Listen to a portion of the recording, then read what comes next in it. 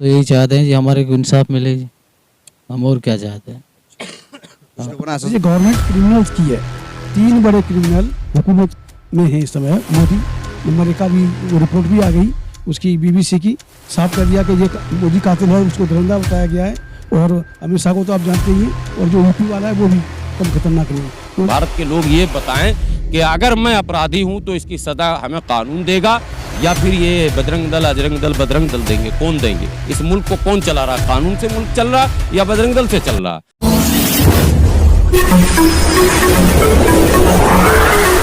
मैं एम नफीस रशीद, आप देख रहे हैं भारत न्यूज़ 24/7।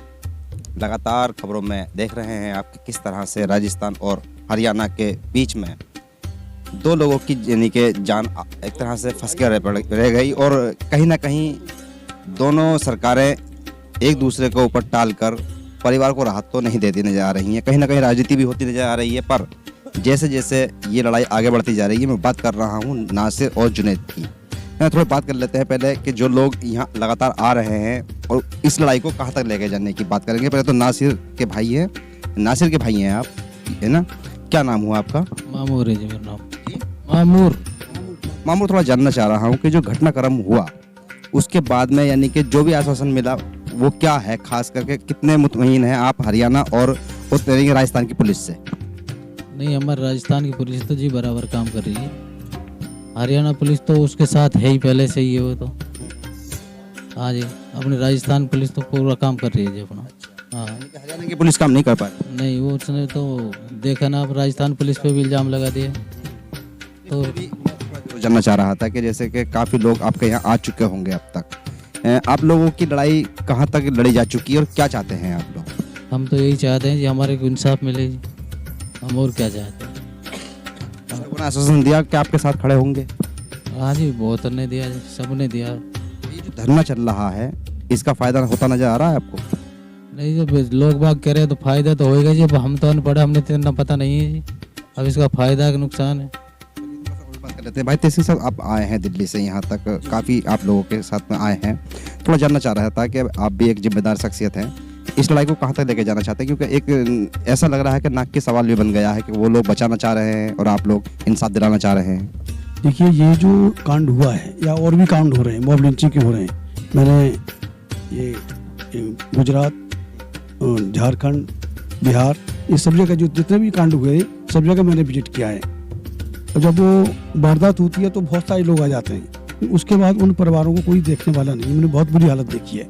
मेरा मकसद है कि अगर ये फैमिली कोऑपरेट करेगी तो मैं इसको इंटरनेशनल लेवल पर ले जाऊंगा और इंसाफ लड़ाई तो लड़ी जाएगी। ये एक व्यक्ति द्वारा किया हुआ नहीं है, वारदात की हुई नहीं है, ये पूरी गवर्नमेंट की है। जो हरियाणा गवर्नमेंट है कि ये 24 का इलेक्शन आ रहा है, 24 के इलेक्शन में वो बड़े परेशान हैं कि कैसे हिंदू मुस्लिम करें, कैसे ये करें, समझ रहे हैं ना? और ये गवर्नमेंट क्रिमिनल्स की है, 3 बड़े क्रिमिनल हुकूमत में है इस समय। मोदी नंबर 1 का भी वो रिपोर्ट भी आ गई उसकी बीबीसी की, साफ कर दिया कि ये मोदी कातिल है, उसको धुरंधा बताया गया है। और अमित शाह को तो आप जानते ही हैं, और जो यूपी वाला है वो भी कम खतरनाक नहीं है। ओवरऑल जो आरएसएस का खेल चल रहा है मुसलमानों को मिटाने का या मुसलमानों के ऊपर तलवार रखे सियासत करने का, उसको एक्सपोज करना है। इस फैमिली की और भी फैमिली की जितनी मदद हो सकती है वो मदद करनी है, और इस लड़ाई को दिल्ली से लेके और भी आगे तक इसको ले जाना है, इंटरनेशनल लेवल पे ले जाना है, जिससे कि इन लोगों की अच्छी तरह से मदद हो सके। और भी बात कर लेता हूँ, काफ़ी लोग हैं यहाँ पर, आप भी यानी कि कानपुर से यहाँ पे पहुँचे हैं। थोड़ा जानना चाह रहा था सर कि आप लोग अपने स्तर से क्या लड़ाई को कहाँ तक लेके जाना चाहेंगे इसको? देखिए, जहाँ तक हो सकेगा जो भी एवेन्यूज होंगे वहाँ तक हम इस लड़ाई को ले जाएंगे। ये लड़ाई सिर्फ नासिर और जुनैद की नहीं है, ये लड़ाई इस मुल्क में इंसानी जिंदा रहने के हक की लड़ाई है। आरएसएस की स्पॉन्सर्ड जो सरकारें हैं उनके संरक्षण में क्रिमिनल्स जो हैं, गोरक्षक के नाम से, बजरंग दल के नाम से इन्होंने गैंग बना रखे हैं और ये मुल्क के कानून को हाथ में लेते हैं, और हाथ में लेते हैं एक टारगेटेड किलिंग के जरिए लेकर एक पॉलिटिकल पोलराइजेशन, जैसा कि बताया हमें मामूर ने, मरहूम नासिर के भाई ने, कि बाकायदा हरियाणा की पुलिस जो है एक पार्टनर से काम कर रही है, यानी मर्डरर्स किडनैपर्स को संरक्षण दे रही है। और जो राजस्थान की पुलिस कुछ काम करना चाहती है उसमें रोड अटका रही है, राजस्थान की पुलिस पर उल्टा मुकदमा जो मेन अक्यूज हैं मर्डर किडनैपर्स, उनकी तरफ से कराकर उनके मोरल को डाउन करने को।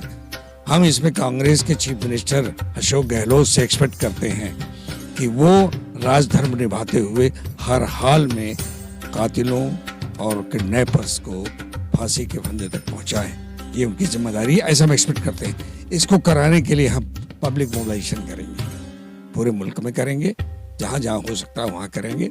और हम बहुत जल्द हरियाणा के सरकार के खिलाफ नंदा का प्रस्ताव केरला सरकार की तरफ से गुजारिश करेंगे कि एलडीएफ सरकार इनके खिलाफ नंदा का प्रस्ताव भी पास करे। एक चेहरा है हाफिज गुलाम सरवर, जो लगातार नेशनल मीडिया पर ये आवाज़ उठा रहे थे नासिर जुनैद की कि क्यों हत्यारों को अब तक गिरफ्तार नहीं किया गया है।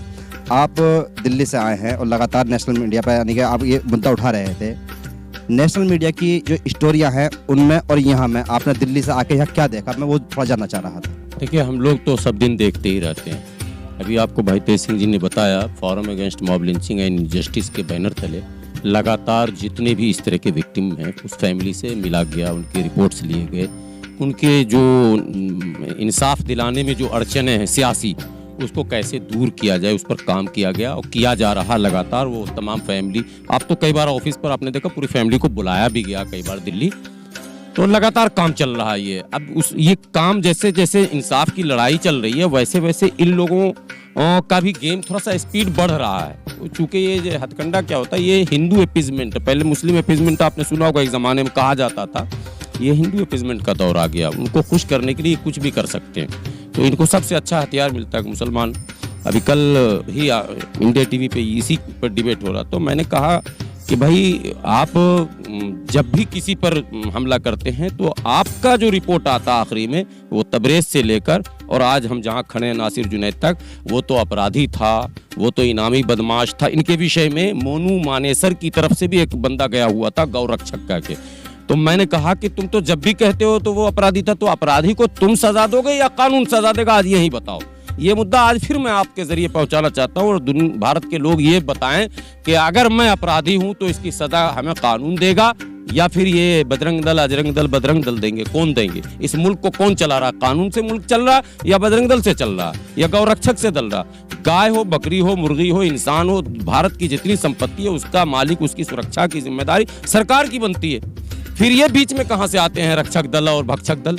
इसलिए सबसे पहले बजरंग दल को जो है टेररिस्ट घोषित किया जाए, ये भी एक लड़ाई परमानेंट है। सवाल और भी है कि आप लोगों की हजारों की तादाद तंजीमें हैं, हजारों नेता हैं आपके, आप लोग भी एक मत होकर इस मुद्दे पर कभी बात तो नहीं करते सरकार से और ना कभी एक जगह बैठ पा रहे हैं आप लोग?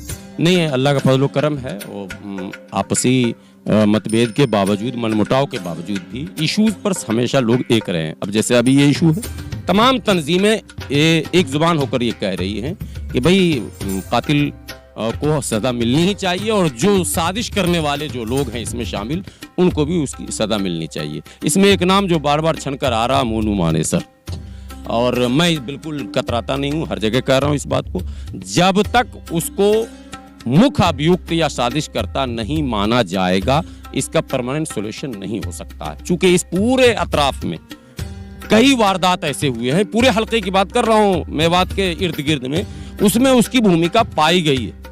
और नहीं अगर है तो फिर वो अपने पक्ष में इस तरह के उलूल जुलूल बयान लोगों से जो दिलवा रहा, भीड़ जो जमा करवा रहा महापंचायत के जरिए, जब वो इतना ही माने बेकसूर और सीधा सपाटा आदमी है तो ये हजारों की भीड़ क्यों? इससे पहले भी महापंचायत हो चुकी, आपको पता होगा, जब मेवात की घटना थी। तो ये घटनाएं लगातार घट रही, तो मुख्य अभियुक्त को हर हाल में गिरफ्तार किया जाए और उस पर वो सारी धाराएं लगनी चाहिए जो धारा रियल में लगने योग्य है।